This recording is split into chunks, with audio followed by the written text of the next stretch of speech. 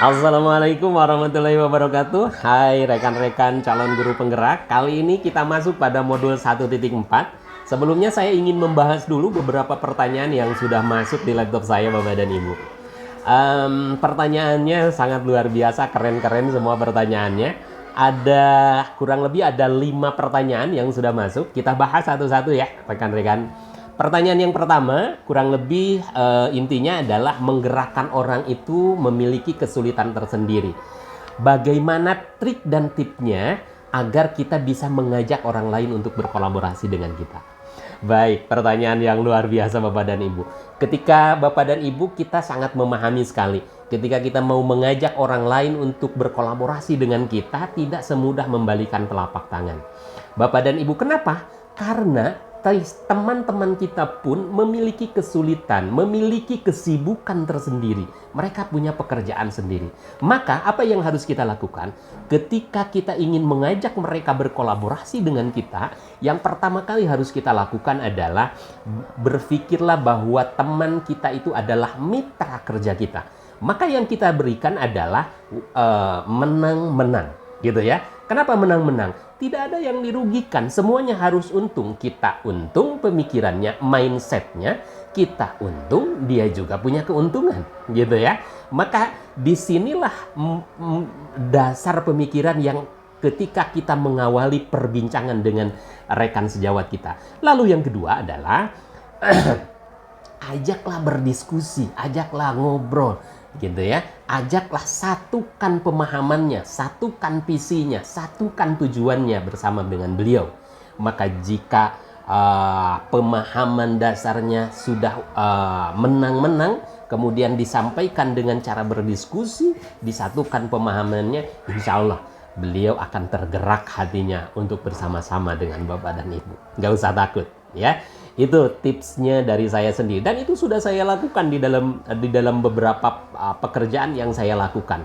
Yang paling utama itu adalah harus saling menguntungkan Bapak dan Ibu, ya. Jadi jangan sampai kita ingin dibantu tapi rekan kita tidak ada keuntungan yang didapatkan, gitu ya. Keuntungan itu, ingat, keuntungan itu bukan hanya profit, gitu kan, tapi bisa menguntungkan bagi dirinya, apapun itu. Bisa prestasi, gitu ya, bisa pengalaman, bisa pengetahuan, dan lain sebagainya. Ini yang harus kita jelaskan kepada rekan sejawat kita, gitu ya. Lalu pertanyaan yang kedua, manakah di antara posisi kontrol yang paling tepat untuk guru kita supaya kita bisa bergerak? Ini ya Bapak dan Ibu. Posisi kontrol itu Bapak dan Ibu kita memiliki ada 5 posisi kontrol, ya. Bapak dan Ibu masih ingat ada 5 posisi kontrol. Mana yang paling tepat untuk guru penggerak? Kalau ditanya mana yang paling tepat, tentu yang paling tepat adalah posisi manajer. Kenapa posisi manajer? Karena posisi manajer itu melibat posisi yang mengayomi, gitu ya. Posisi di mana dia tidak berasa menang sendiri, tapi lebih banyak pada mengayomi. Guru itu akan menciptakan, akan melakukan sebuah perbuatan yang mengajukan pertanyaan-pertanyaan, misalnya dengan pertanyaan, apa ya yang bisa kita kerjakan untuk memperbaiki masalah ini, gitu ya, kepada muridnya. Sehingga pertanyaan ini akan mendorong penguatan pribadi kepada murid. Muridnya langsung berpikir, oh iya ya, apa nih yang bisa saya lakukan, gitu ya, untuk memperbaiki masalah ini. Bagaimana ya cara saya bisa memperbaikinya? Saya tidak boleh kalah dengan masalah ini. Begitu. Maka apa yang terjadi? Dampaknya bagi murid itu sendiri. Dampaknya bagi murid itu sendiri, murid itu bisa mengevaluasi dirinya secara mandiri. Bagaimana cara memperbaiki dirinya? Dia akan menemukan sendiri solusinya.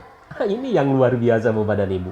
Inilah makanya posisi manajer penting dan sangat perlu dimiliki oleh oleh calon guru penggerak, ya Bapak dan Ibu. Kemudian kita masuk ke pertanyaan yang kedua.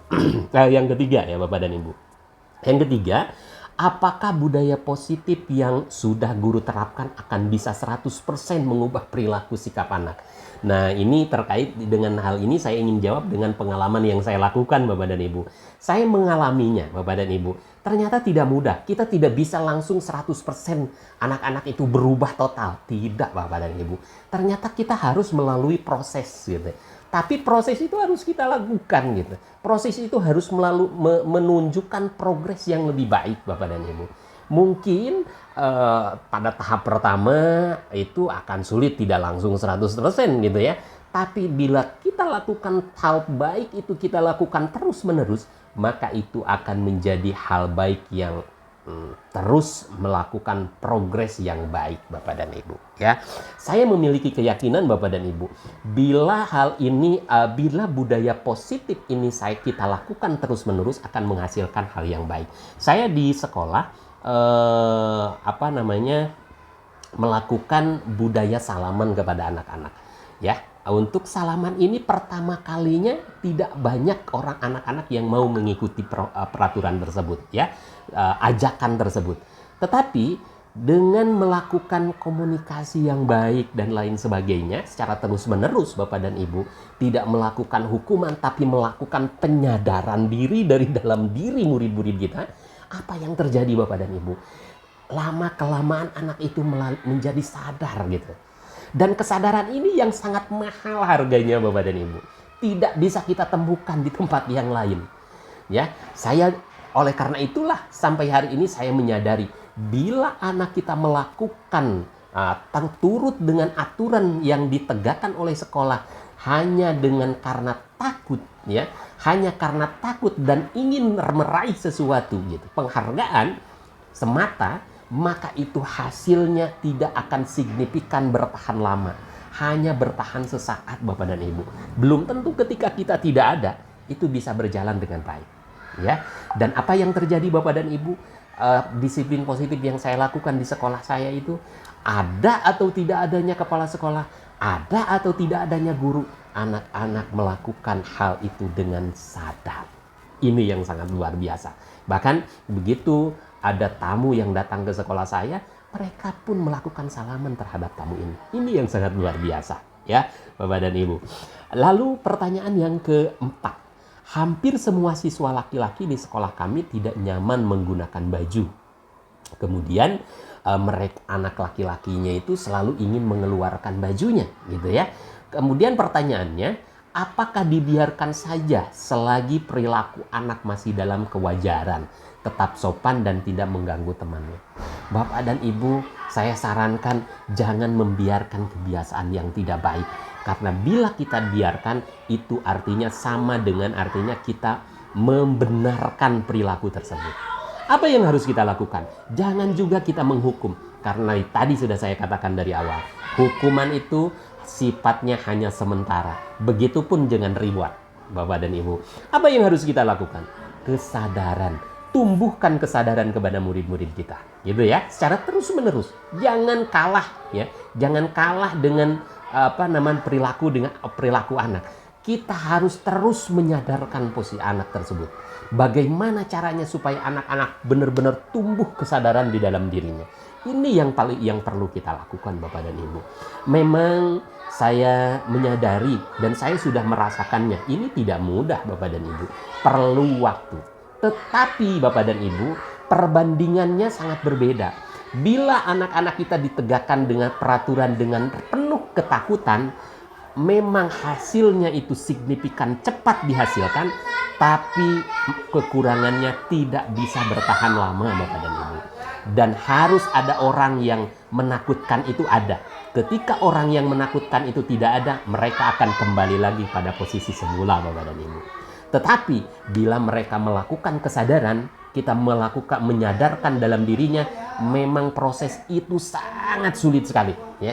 Tapi apa hasilnya? Hasilnya bisa dilakukan oleh murid dalam jangka waktu lama. Bahkan sampai dia tua pun dia akan mampu melakukan hal tersebut. Ini yang sangat luar biasa, Bapak dan Ibu. Kemudian pertanyaan yang terakhir, Bapak dan Ibu, apakah sudah ada penelitian tentang keefektifan segitiga restitusi?